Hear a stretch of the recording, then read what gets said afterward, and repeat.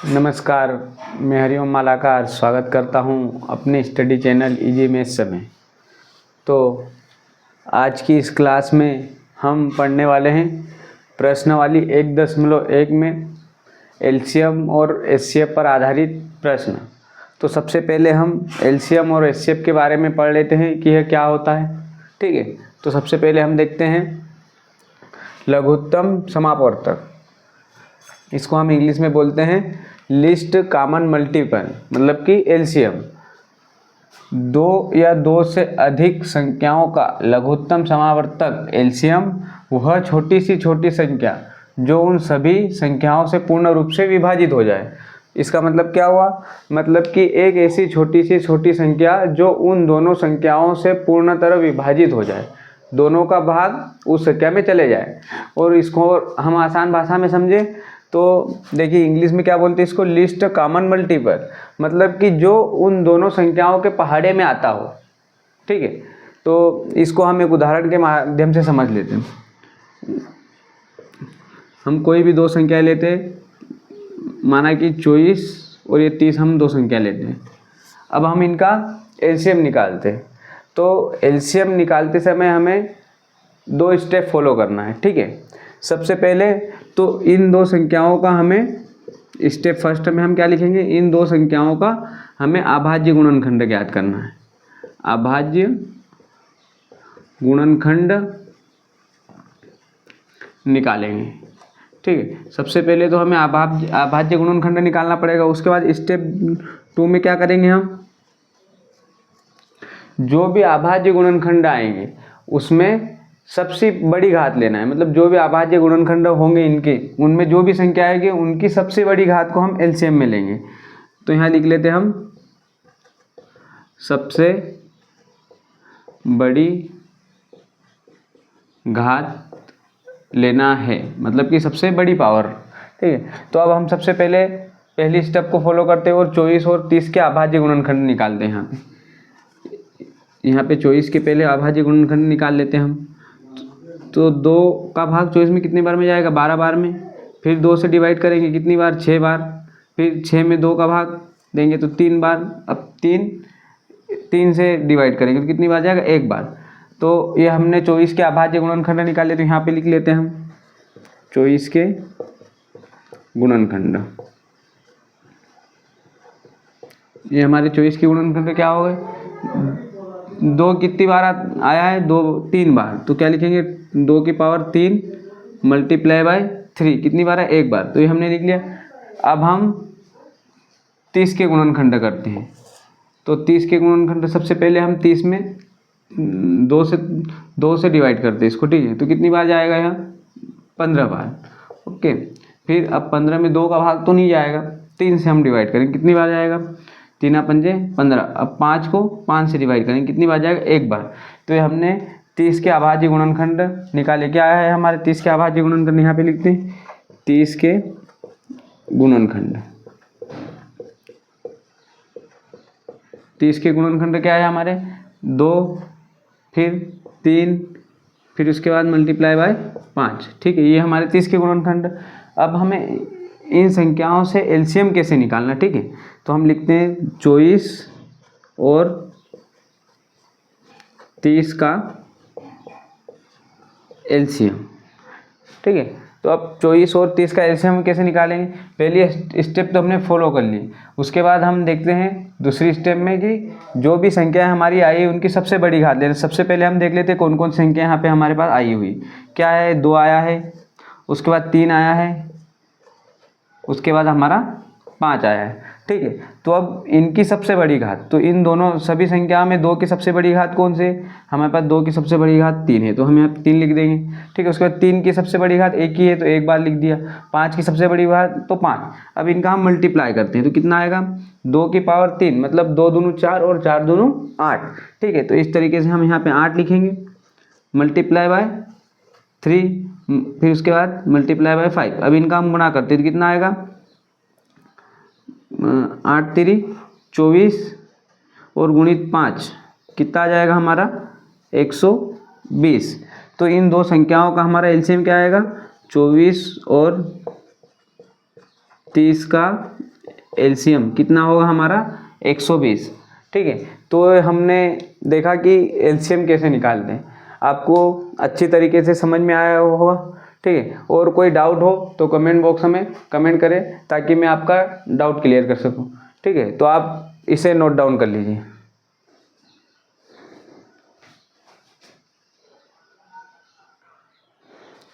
ये हमारा थोड़ा सा 120 नीचे होगा, इसको मैं थोड़ा ऊपर लिख देता हूँ। ये हमारा 120 एलसीएम हो गया।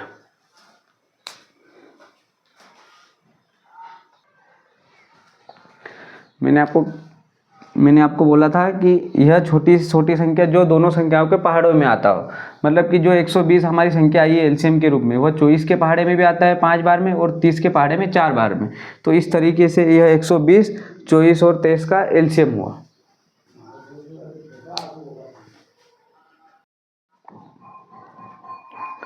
अब हम महत्तम समावर्तक मतलब कि एलसीएम, इसको इंग्लिश में बोलते हैं हाईएस्ट कॉमन फैक्टर, इसके बारे में जान लेते हैं।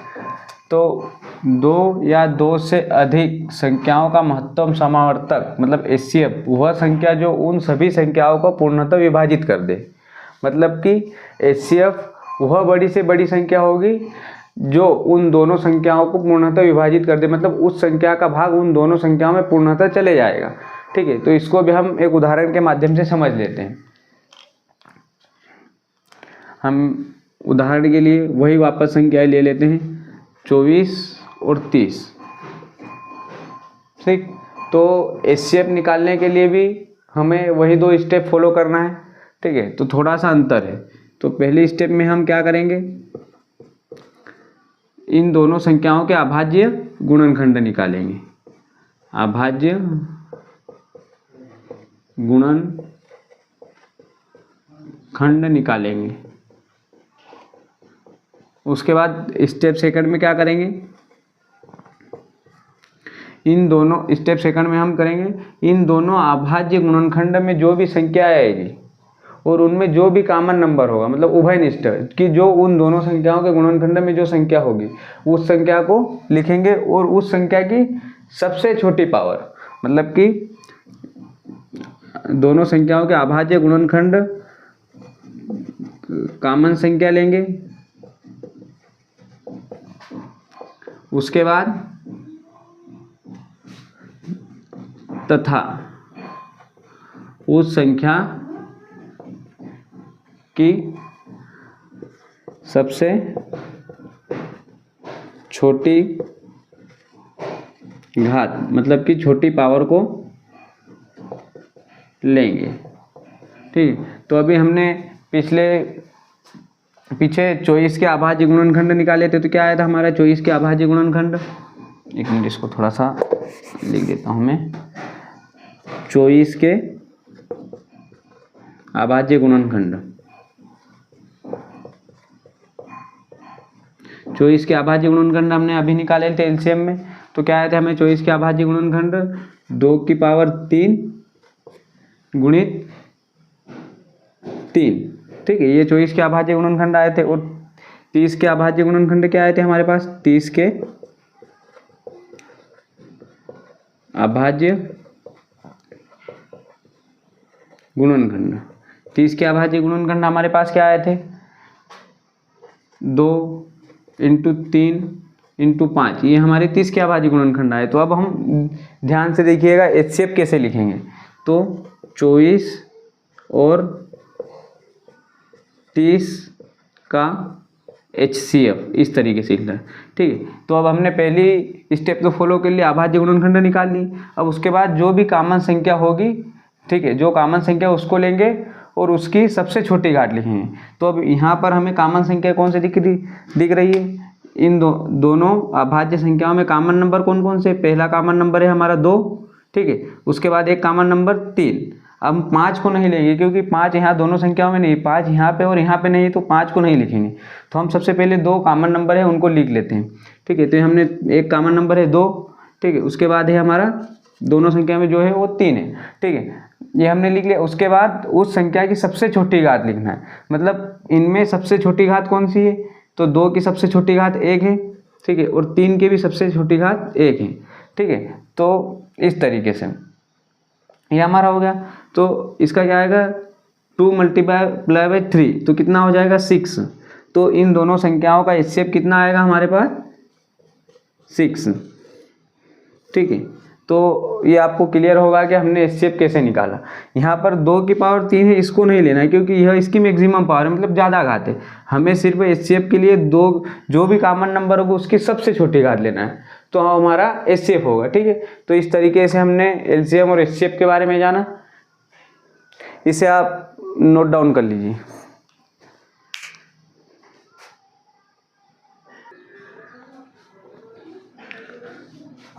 अब हम एक महत्वपूर्ण बिंदु के बारे में जान लेते हैं जो कि बहुत ही उपयोग में।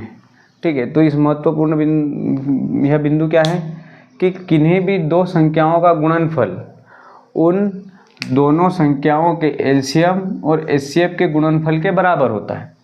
तो मतलब कि जो कोई भी 2 संख्या होगी उनका गुणनफल और उनके एलसीएम और एचसीएफ का गुणनफल दोनों बराबर होंगे।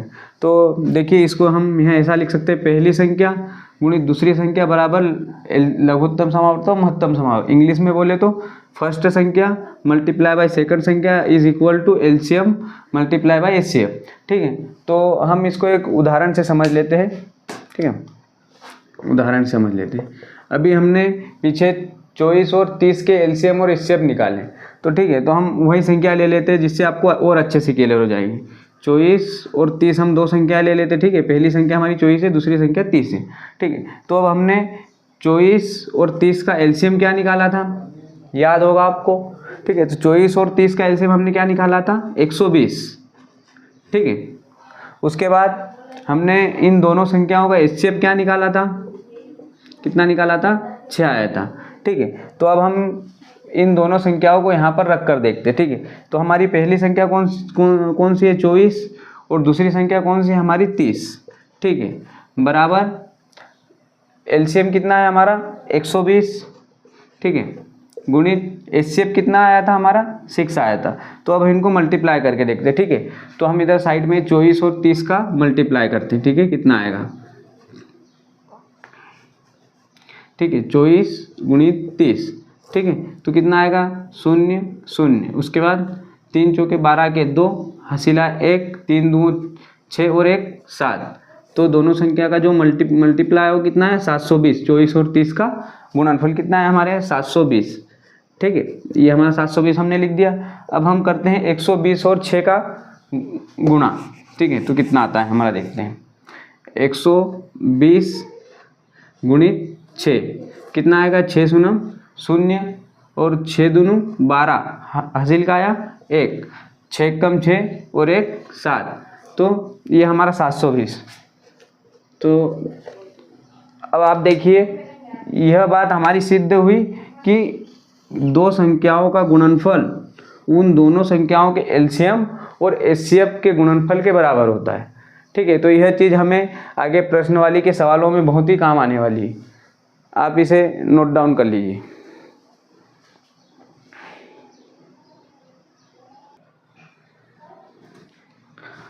अब हम एचसीएफ और एलसीएम पर आधारित कुछ प्रश्न हल करते हैं। ठीक है। तो हमारा प्रश्न नंबर 2 है, निम्नलिखित संख्याओं का एचसीएफ और एलसीएम ज्ञात कीजिए तथा इसकी जांच कीजिए कि 2 संख्याओं का गुणनफल उनके एचसीएफ और एलसीएम के गुणनफल के बराबर होता है। ठीक है। तो यह सारी चीज़ें हमने सीख ली। तो अब हम इन पर आधारित कुछ सवाल हल करते हैं। ठीक है। हमारा पहला क्वेश्चन है 26 और 51 का हमें पहले एलसीएम ज्ञात करना है और उसके बाद सिद्ध करना है कि इन दोनों संख्याओं का गुणनफल उनके एचसीएफ और एलसीएम के गुणनफल के बराबर होगा। तो हम सबसे पहले लिख लेते हैं 26 और 51। ठीक है। अब एलसीएम निकालने के लिए सबसे पहला स्टेप हमारा क्या है कि उन दोनों संख्याओं के अभाज्य गुणनखंड ज्ञात करना है हमें। तो हम इधर 26 और 51 के अभाज्य गुणनखंड ज्ञात कर लेते हैं। ठीक है। तो 26 को सबसे पहले हम 2 से भाग देते हैं। ठीक है। तो 2 का भाग 26 में कितनी बार में 2 1 कम 2 2 3 6 कितनी बार में 13 बार में जाएगा। ठीक है। अब 13 आ गया तो 13 एक अभाज्य संख्या है। तो 13 में 13 क्या आ रहा हो किसी का भाग नहीं जाएगा तो हम इसे 13 से डिवाइड करेंगे। कितनी बार में जाएगा 1 बार। तो ये हमारे 13 के अभाज्य गुणनखंड हो गए। ठीक है, तो हम इसको यहाँ पे लिख लेते हैं। ठीक है, 26 के अभाज्य गुणनखंड क्या है हमारे 2 × 13। ये हमारे 26 के अभाज्य गुणनखंड है। इसको हम थोड़ा सा मिटा देते हैं। ठीक है, अब उसके बाद हम 91 के अभाज्य गुणनखंड ज्ञात करके देखते हैं। तो 91 के अभाज्य गुणनखंड क्या रहेंगे हमारे। ठीक, इसको थोड़ा सा 26 के तो निकाल दिए। ठीक है, अब इसको हम थोड़ा सा मिटा देते हैं, इनको यहाँ पे लिख देते हैं। हमने 24 के अभाज्य गुणनखंड क्या निकाले, 2 × 13। ठीक है, ये हमारे 26 के अभाज्य गुणनखंड। अब हमें 91 के अभाज्य गुणनखंड निकालने, तो यहाँ पे हम 91 के अभाज्य गुणनखंड निकालेंगे। कितने आएंगे, सबसे पहले इसे हम किस संख्या से भाग देंगे। 3 से तो इसमें 2 से तो जाएगा नहीं, फिर 3 से 3 3 9, फिर भी नहीं आएगा। फिर कौन सी संख्या आते 5, तो 5 का भी इसमें भाग नहीं आएगा। उसके बाद हम कौन सी संख्या लेंगे 7। ठीक है, तो हम फिर 7 का भाग देते हैं इसमें। ठीक है, 7 × 1 = 7, फिर बचेगा 2, 2 1 के आगे लग के 21 बना लेगा। उसके बाद आएगा 7 × 3 = 21। ठीक है, तो इस तरीके से 13। ठीक है, फिर से 13 आ गया। ठीक है, तो यहाँ पे 13 को हम 13 से डिवाइड करेंगे। ठीक है, तो यहाँ पे 1। ठीक है, इस तरीके से हमने 91 के अभाज्य गुणनखंड निकाले। क्या हमारे 91 के अभाज्य गुणनखंड, तो यहाँ पे लिखते हैं हम 91 के अभाज्य गुणनखंड। 91 के अभाज्य गुणनखंड हमने क्या निकाले, 7 × 13। तो ये हमने दोनों संख्याओं के अभाज्य गुणनखंड निकाल लिए। अब हमारे एलसीएम लिखने के लिए सेकंड स्टेप क्या है कि हम जो भी अभाज्य संख्या उनको लिखते हैं। ठीक है, और उनकी सबसे बड़ी घात लिखते हैं। ठीक है, तो हम लिख लेते हैं 26 व 91 का एलसीएम। ठीक है, अब यहाँ पे कौन कौन से अभाज्य संख्या उन्हें हम पहले लिख लेते हैं। पहले आया है 2, उसके बाद 7 आया है, उसके बाद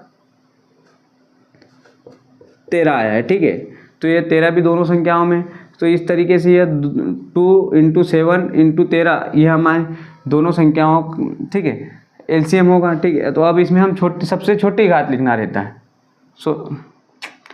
सबसे बड़ी घात लिखना रहता है। तो इसमें सबसे बड़ी घात 2 की बड़ी घात क्या है, 1 है। फिर 7 की बड़ी घात क्या है, 1 है। और 13 की भी 1 है। तो इस तरीके से हमारा एलसीएम होगा। अब हम इसे सोल्व कर लेते हैं। तो कितना आएगा, 7 दूनी 14, 14 × 13। तो यहाँ पे हम गुणनफल करके देखते हैं, 14 × 13। ठीक है, थोड़ा सही से लिख लेता हूँ, 14 × 13। तो कितना आ जाएगा, 13 चौके 52, 2 हासिल का कितना आएगा 5, 13 × 13 और 5 18। ठीक है, तो इन दोनों संख्याओं का एलसीएम हमारे पास क्या आ गया है, 182। ये हमारी दोनों संख्याओं का एलसीएम हो गया। ठीक है, अब हम देखते हैं इन दोनों संख्याओं का एचसीएफ। ठीक है, यहाँ पर हम दोनों संख्याओं का एचसीएफ निकाल के देखते हैं। ठीक है, तो 26 व 91 का एचसीएफ। ठीक है, अब एचसीएफ निकालने के लिए भी हमारी 2 स्टेप थी। पहली स्टेप में हमें अभाज्य गुणनखंड निकालना था, तो अभाज्य गुणनखंड हमने निकाल लिया है। ठीक है, फिर एचसीएफ तो अभाज्य गुणनखंड हमने निकाल लिया। अब एचसीएफ लिखने के लिए सेकंड स्टेप क्या थी कि इसमें जो अभाज्य गुणनखंड में 2 उभयनिष्ठ संख्या, मतलब जो कॉमन संख्या है उसको लिखेंगे और उसकी सबसे छोटी घात लिखेंगे। ठीक है, तो अब यहाँ पर देखिए कौन सी संख्या उभयनिष्ठ आप दिख रही है, मतलब जो दोनों संख्या में, यहाँ पे 2 है पर यहाँ पे 2 नहीं है, 7 यहाँ पे है पर यहाँ पे नहीं है, लेकिन जो 13 है वह दोनों संख्या में कॉमन है। 13 यहाँ पर भी है, 13 यहाँ पर भी है, तो हम सिर्फ और सिर्फ 13 को लेंगे, क्योंकि 13 दोनों संख्याओं के अभाज्य गुणनखंडों में कॉमन संख्या है, तो 13। तो इस तरीके से इन दोनों संख्याओं का एचसीएफ क्या होगा, हमारा 13 हो जाएगा। ठीक है, अब आगे हमें क्या करना है कि सिद्ध कीजिए कि दोनों संख्याओं का गुणनफल उन दोनों संख्याओं के एचसीएफ और एलसीएम के बराबर होगा। ठीक है, तो सबसे पहले हम लिख लेते हैं 26 और 91 का मल्टीप्लाई कर लेते हैं। ठीक है, तो यहाँ पर हम लिख लेते हैं, थोड़ा इसे हम मैं मिटा देता हूँ, आप इसे एक बार नोट कर लीजिए, स्क्रीनशॉट ले लीजिए। ठीक है, तो इसको मैं अभी मिटा देता हूँ।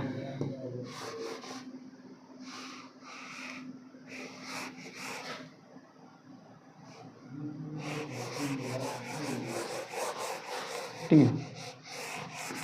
है। अभी हम यहाँ थोड़ा सा लिख लेते हैं साइड से कि हमारा जो एलसीएम और एलसीएम क्या आया था। ठीक है, तो दोनों संख्याओं का जो हमारा एलसीएम आया था वो कितना आया था, 182 आया है। ठीक है, और इन दोनों संख्याओं का एचसीएफ हमारा क्या आया था, 13 आया था। ठीक है, अब हमें सिद्ध क्या करना है कि इन दोनों संख्याओं का जो गुणनफल होगा इन दोनों संख्याओं के बराबर होगा। तो हम इसे इस तरीके से लिखते हैं, फर्स्ट संख्या गुणित सेकंड संख्या बराबर एलसीएम गुणित एचसीएफ। ठीक है, अभी हम लिख लेते हैं 26 गुणित 91 किसके बराबर होगा, इसके एलसीएम हमारा क्या आया था 182 और एचसीएफ कितना आया था 13। ठीक है, तो अब हम इन्हें गुणनफल करके देख लेते हैं। ठीक है, तो सबसे पहले 91 में 26 का हम गुणा करते हैं तो कितना आता है। ठीक है, 91 गुणित 26। ठीक है, सबसे पहले क्या आएगा 6 कम 6 नामक की 54, तो इस तरीके से 546 आएगा। उसके बाद यहाँ पे गुणात का चिन्ह, उसके बाद क्या आएगा 2 1 कम 2 2 नाम 18। ठीक है, अब इनको हम जोड़ देते हैं, कितना आएगा 6 4 और 2 6 8 और 5 13 के 3 हासिल आया 1 1 1 और 2। ठीक है, तो ये हमारा 2366 इन दोनों संख्याओं का गुणनफल आया है। ठीक है, अब हम इन दोनों संख्याओं का गुणनफल करते हैं जो कि हमारा एचसीएफ और एलसीएम है। ठीक है, इसको हम मिटा देते हैं। ठीक है, अब इन दोनों संख्याओं का गुणनफल करके देखते हैं, 182 गुणित 13। ठीक है, तो हमारे कितना आता है, कितना आएगा 3 दूनी 6 3 8 24 के 4 हासिल आए 2 3 1 कम 3 और 2 5। ठीक है, फिर हमारा क्या आएगा 1 2 2 1 8 8 1 1 कम 1। अब इनको हम जोड़ेंगे, कितना आएगा 6 4 और 2 6 8 और 5 13 के 3 हासिल आए 1 1 1 और 2। ठीक है, तो इस तरीके से हमारा 2366 इनका भी गुणनफल आया।